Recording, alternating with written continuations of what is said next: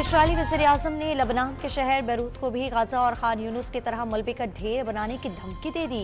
Gaza जंग के लिए मुत्तादिद ममालिक से इसराइल को हज़ारों टन बारूदी इमदाद मिलने की तस्दीक। 10,000 टन से जायद फौजी साजो सामान से लदे 200 कार्गो तैयारी मुत्तादिद ममालिक से इसराइल भेजे गए। इसराइली फौज की गाजा में बमबारी से 24 घंटे में 324 फलस्तीनी शहीद। शहदा की तादाद 17,500 से बढ़ गई। इसराइली फौज ने 100 से जायद फलस्तीनियों को कमीजें उतरवाकर सड़क पर बैठा दिया, ट्रकों में भरकर जेलों में ले गए। मगरबी किनारे जख्मियों को ले जाने वाले कई फलस्तीनियों को हाथ पांव बांधकर गोलियां बरसा दी गईं। गाजा में फलस्तीनी शहरियों के साथ इसराइली फौज के बदतरीन सलूक की वीडियो वायरल। हमास ने इसराइली फौज के कमांड एंड कंट्रोल सिस्टम, टैंकों और फौजियों पर मिसाइलों और मार्टर गोलों से हमले कर दिए। 3 रोज में 135 इसराइली फौजी गाड़ियां तबाह कर दी। इसराइल का हमास से झड़पों में 87 फौजियों की हलाकत का एतराफ। इसराइली फौज ने जनूबी सरहदी इलाके में व्हाइट फास्फोरस का हमला कर दिया। अक़वाम मुत्तहिदा की जनरल असम्बली ने फ़लस्तीनियों के हक़ में 5 करारदादें मंजूर कर ली। पनाह गुज़ीनों की मदद, इमदादी कामों और असासों के तहफ़्फ़ुज़ के हक़ में करारदाद मंजूर। यहूदी आबादी कार बस्तियों के खिलाफ और फ़लस्तीनियों के हुकूक़ के खिलाफ वर्जी की तहक़ीक़ात की करारदादें भी पास। अमरीकी रियासत न्यूयॉर्क के शहर अल्बानी में मुसल्लह शख्स को यहूदी मोबित के फायरिंग वाक़े में कोई शख्स हलाक या ज़ख्मी नहीं हुआ। पुलिस ने 28 साला मुश्तबा मुलजिम को गिरफ्तार कर लिया। मुलजिम ने फायरिंग से पहले फ़लस्तीन की आज़ादी का नारा भी लगाया था। साबिक़ वज़ीर आला अब्दुल कुद्दूस बज़ंजो समेत बलूचिस्तान की अहम शख्सियात पीपल्स पार्टी में शामिल। लाहौर में आसिफ ज़रदारी से मुलाकात के दौरान शमूलियत का ऐलान किया। बलूचिस्तान के साबिक़ वज़ीर सिकंदर इमरानी, बलूचिस्तान अवामी पार्टी के कई रहनुमा, साबिक़ वज़ीर आला बलूचिस्तान मीर नसीर मेंगल के साहबजादे मीर हमूदुर रहमान और मीर शफीकुर रहमान भी पीपल्स पार्टी का हिस्सा। हमें टिकटॉक की सियासत नहीं आता, और हाँ, हमें गेट नंबर 4 की सियासत नहीं आता। मैं कहीं और नहीं देखूंगा, ना किसी से मदद मांगूंगा, मगर आपसे मदद मांगता हूं। इस मुल्क के नौजवानों से मैं मदद मांगता हूं। टिकटॉक, गालम गलोच और गेट नंबर 4 की सियासत नहीं आती। 18 माह वज़ीर ख़ारजा रहा, दामन पर करप्शन का कोई दाग नहीं। ख्वाहिश है कि अपनी जेब भरने के बजाय अवाम की जेबें भरें। बिलावल भुट्टो शांगला में धुआंधार खिताब, इक़्तिदार में आकर 5 साल में तनख्वाहें दुगनी करने का वादा।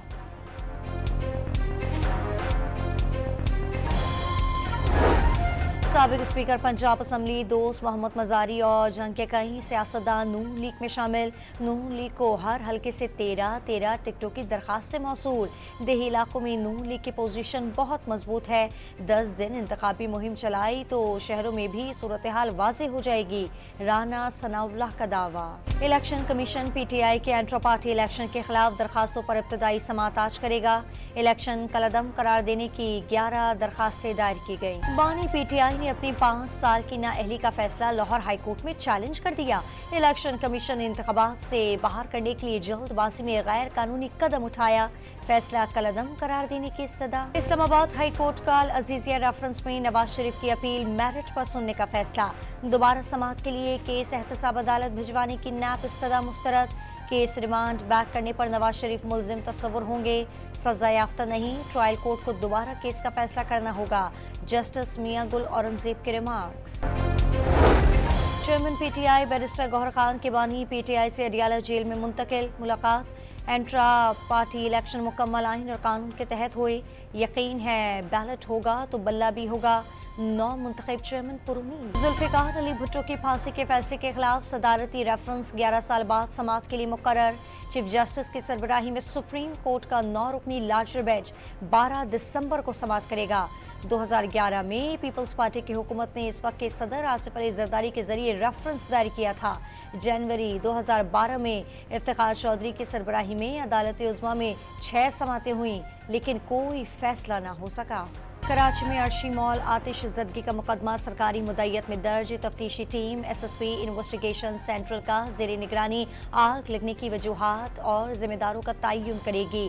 SBCA टेक्निकल टीम ने मुआयने के बाद बिल्डिंग को फर्स्ट से 4 फ्लोर तक क्लियर करार दे दिया। इमारत के मकीनों को अपने फ्लैट में दाखिल होने की इजाज़त मिल गई। रिहायशी मरम्मत के बाद मुमकिन होगी। मुतासिरीन रिश्तेदारों के मेहमान बन गए। 72 हंसते बसते घर बर्बाद। कराची का अर्शी शॉपिंग सेंटर रंजो आलम की तस्वीर बन गया। आग ने 4 बच्चों को यतीम कर दिया।